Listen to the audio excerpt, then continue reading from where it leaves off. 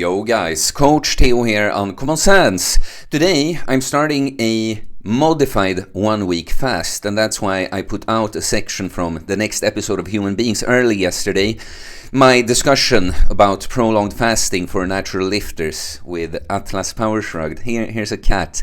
There's Lota saying hi for you. But anyway, that's why I put out the section with Atlas Power Shrugged when we discuss fasting earlier than the rest, but the rest of the episode will be out by the weekend because, well, I'm gonna do, as I often do when I do a longer fast, that I'll try to put out daily videos. So please, any questions you have about fasting, keep them coming because I'll in part do just some vlogs, show you guys some things I'm up to on the fast, but I can also just do a video when there's nothing exciting to show. I can just talk a bit about fasting since I'm fasting anyway, right? However, there's something special about this fast. So let me tell you how I typically do fasting. So I've trained a bit over 6 years now, and for a bit over 5 years of those, I've been practicing prolonged fasting. So I haven't literally fasted for 5 years, obviously, but since 5 years back, it's been a tool in my toolbox that I take out and implement every once in a while. But the way I typically do it is that I refrain from eating altogether. I just consume salt water for the electrolytes. It's still not the same when you don't get carbs, but it's something on the fast that can make it a bit more enjoyable and easier, make you feel a bit better.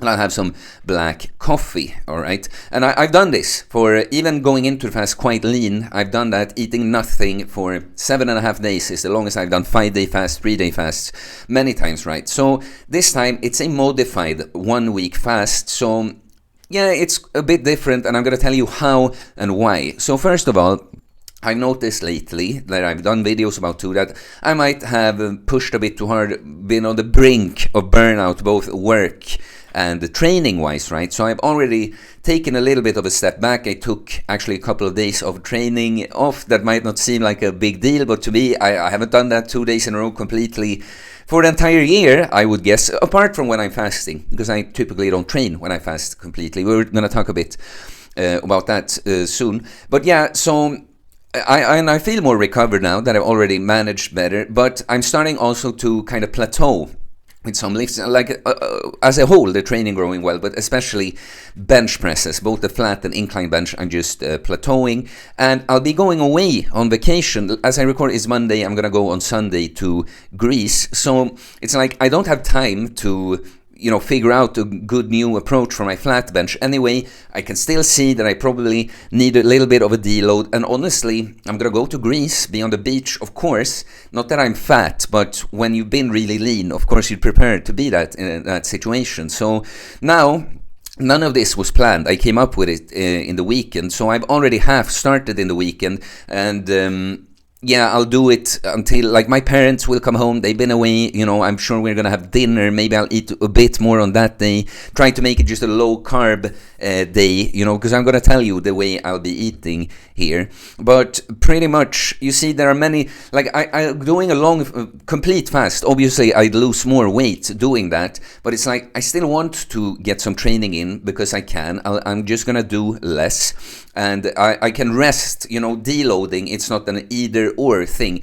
I can deload my workout without going away completely. Since when I'm going to Greece, I plan to not train at all. Like, yeah, I know there are some guys there who are going to want to do some social workouts, but all the structured training will be gone, and I'll actually see it as a good thing if I have a few days of training off. That's a reason why I don't want to go completely just fast, maybe have time for one real workout and then go away and don't train for real.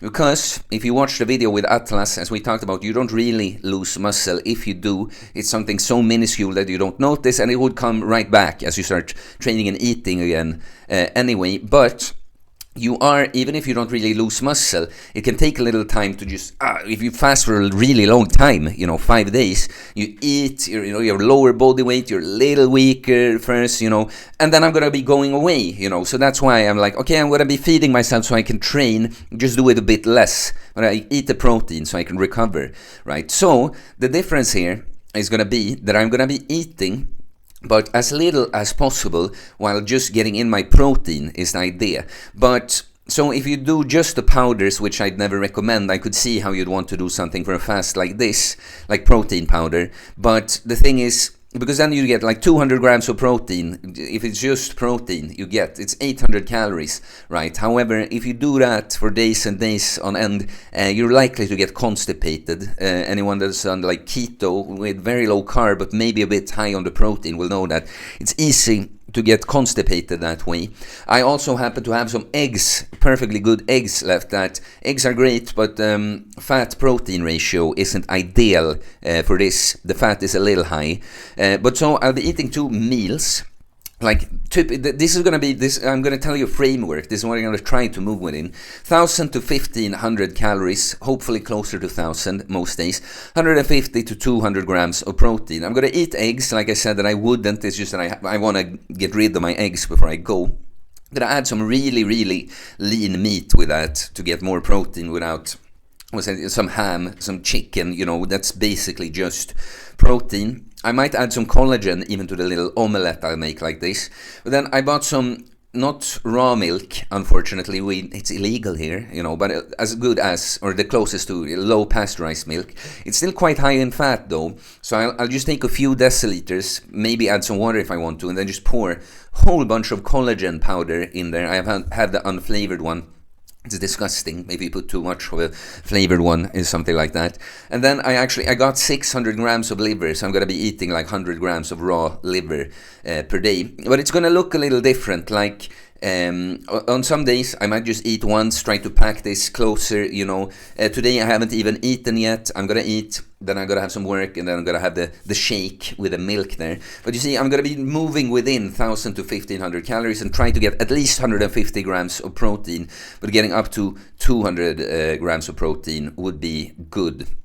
Okay, then salt. So, even if I'm not going to completely fast, when you eat very low carb, you're going to deplete on salts and water in general. Like, that's a big error people do when they do a keto diet, that you're going to have to eat a lot more salt just to stay as hydrated. I'm going to salt the food I eat a lot, of course, but I even got some electrolyte mix. Typically, I would just mix the snake juice with sodium chloride, salt, regular sea salt basically, and a potassium chloride powder. I would usually use 1 teaspoon of each per liter. Then there's no certain amount I try to drink. That's just the concentration I drink by feel. Now I actually got one of these electrolyte mix where there's some, magnesium and calcium and stuff in there too. But so, something interesting that I'm gonna try to do to kind of balance out that I will be eating, right, is that I'm gonna try to move as much as possible outside of the workouts that I do.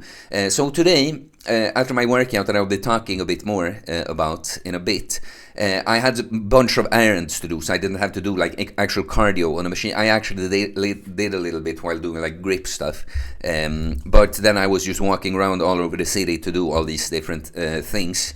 But tomorrow, for instance, I know I have legs that I'm gonna train. I'm gonna do very low volume on the heavy stuff.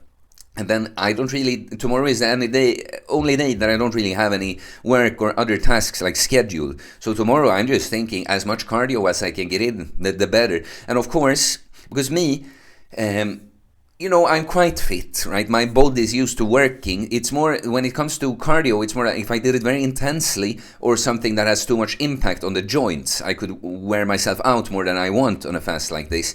So I'll do as much as I have to, just like a cross trainer or a bike, because there's no impact on the joints, just not go too intensely at all. But what I'm thinking about the leg workout specifically is like I can get a few sets in of the heavy stuff. And I can do just a ton of stuff like lunges, and goblet squats and single leg Romanian deadlift. That's, of course, if I don't do it heavy and do a ton of volume, it's going to act as cardio. Still don't want to overdo that, but I'm going to get in some of that. And then I just, like, honestly, if I have the energy to, like 5-6 hours on a cross trainer tomorrow, then there's going to be some other days when I have good opportunity for that. Today, I'm just hoping to get 1 or 2 hours extra cardio in when I'm done with client calls. Yeah. But these are basically the things, guys, that I'm going to be training. And it's just today's workout that I'm going to tell you in a bit. And tomorrow's, those are the ones that I know what I'll be doing. The other ones, nothing is going to be heavy. It's or heavy it might be, but nothing is going to be like my typical volume and intensity together.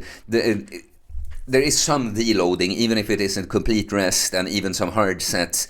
As a whole, compared to what I usually do, there's going to be a lot of deloading, and then the plan is to, if I can get rest in on Friday and smash a full body workout on the Saturday, I would be happy.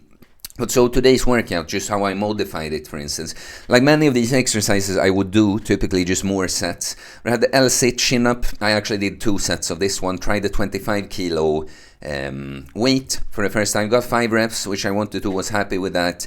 Did another set for 4 and then dropped the weight and did another 5.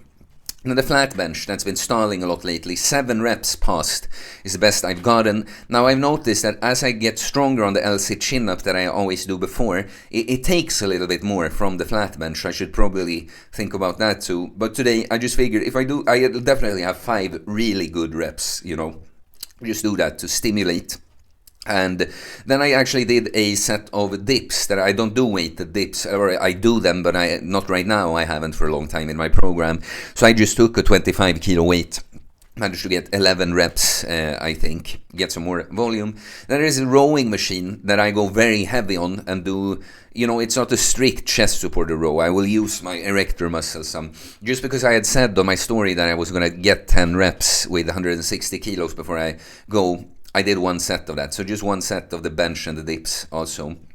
Then 30 degree the dumbbell, incline dumbbell press, 44 kilo dumbbells. I actually added a rep to my best, 8 reps, but that's all I did. For dumbbell extension, so lying down on your back, I might be rolling clips here, but with these more isolated exercises, I would usually do 3 working sets, because I superset this with an alternate dumbbell curl.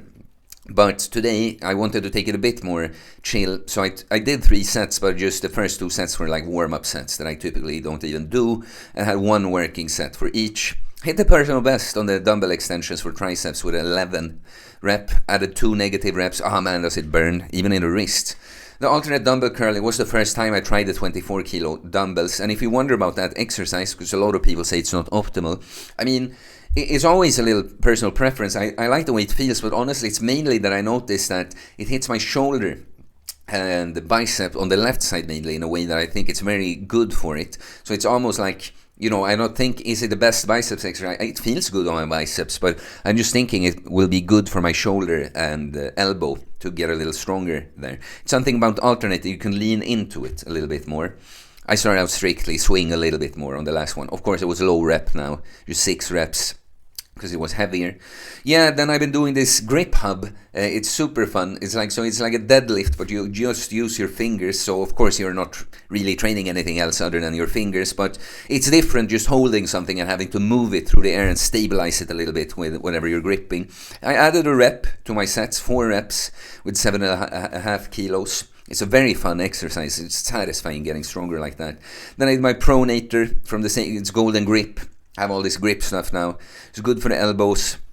Did a little bit of wrist roller with 20 kilos. And then as I walked just for 10 minutes, I did some gripper stuff and extensions. I have these extensors for the fingers as well. But so what I did in the weekend was that I started eating. I decided this on Saturday. I eat pretty much the way I'm going to, just a little bit more, but no carbs. Then I just decided on the Sunday that, you know what, I'll actually load up on some carbs mainly for my Monday workout, because depending on how much movement I get in today, I'm gonna have used all my carbs anyway. Maybe I have some left for a heavy squat set or something. But this was like, I knew that this is going to be the biggest workout for this, like weight-wise and intensity-wise, that I cut down some volume, but I kept a lot of exercises in, and the intensity was still there. But yeah, this is it pretty much, guys. So I start at 89 kilos, which I think is a very fair weight that I saw this morning, because 90 is the highest I've seen. Well, that was probably on an extra heavy day. I've seen close to 88 too, so 89 seems to be right there in the middle. Now the question is, we're still eating, moving as much as I possibly can. How much can I lose by the time I go?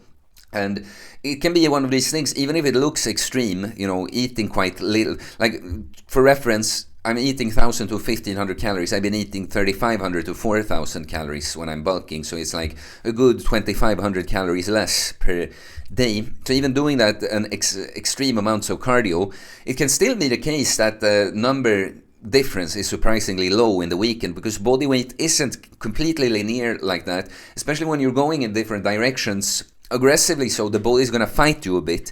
So I could see something like 87 this weekend. We don't know, probably lower, but it could be that. But then probably when you see me when I'm in Greece and I take some pictures, like, okay, it caught up, he did lose quite a bit of weight, you know. But I guess one last thing I'll say, because I could do a complete fast, it's not like I'm worried or anything, but a little bit of it is just that it's kind of fun for me to experiment like this. I have done this type of fast once before, but only, or like twice, I don't mean once, for one type of fast, I've done it a few times before. When it's the same thing, for whatever reason, I feel like I want something from a fast, but I need recovery or I'd like to train. So I've done something like this when it's very low, high protein.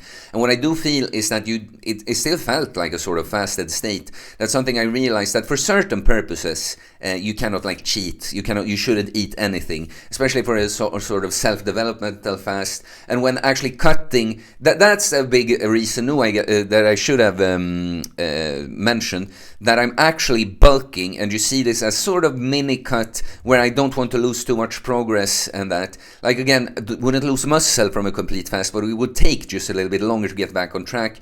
And even more so when I'm just thinking I'll be going away for a week. So that is a reason to do it like this now too. Just fast as much as possible without completely being counterproductive for a bulk, right? Enabling for best possible, like transitioning back into a bulk. But a big part is just kind of interesting for me.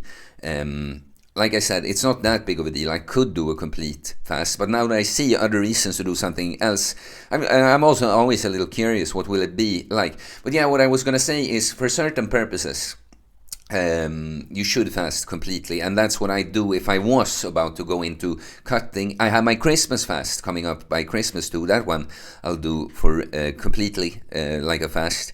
But yeah, I have noticed, if you, like me, got to know about fasting from the snake diet, it's easy to think like just even a calorie breaks the fast. It is a spectrum. Like, of course, if you want, for digestive reasons, for instance, like even eating less probably gives the digestive system a break, but, you know, maybe eat nothing if that's your main goal, you know. If it's spiritual, if you're self-developmental, if you're actually going to be cutting completely or in that phase, that's when I wouldn't be eating something. But I have noticed that you get a lot of the effect. I'm gonna get into this sort of altered, especially doing all this cardio, you know, gonna get into this altered state where I feel quite fasted, even though I'm technically eating some, you know. So yeah, it's gonna be quite interesting, guys. Let me know if you have any questions about anything. I know I have a client that's going to do this fast with me. I, of course, have clients that do regular fast, so I'm joining you in a sense, but it seems like cheating or eating and stuff.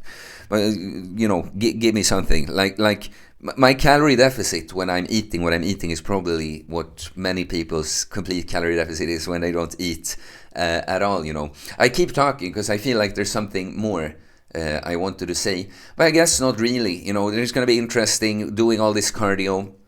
I'm going to do some cold plunging, have some interesting stuff coming up. So, yeah. No, and I guess that's it, guys. Please like and comment, ask the questions. I do holistic bodybuilding, getting jacked and stacked mentally, physically, spiritually, working ourselves body, mind, and soul to become that individual that just manifests a certain physique. Prolonged fasting, definitely a helpful tool there, even for guys that don't need to lose weight at some point. Well, you gain a lot of benefits from having the tool of fasting in your toolbox, having mastered it. But if you're interested in the coaching, you can send me DM on Instagram or email me. It's in the description below. Pick up my training book. I should probably push that it's a unique thing. I do not know about any other natural bodybuilding books that has a section about fasting and how to do that for cutting and how to combine it with training. So yeah, we'll pick up my book for anything you need going through a process like I do. And please subscribe for more content about fitness, fasting, losing weight, building muscle, self-improvement, stoicism, mental health, philosophy, spirituality, mindset. It is a mindset, guys. I don't know what mindset it is, but it is one. Peace.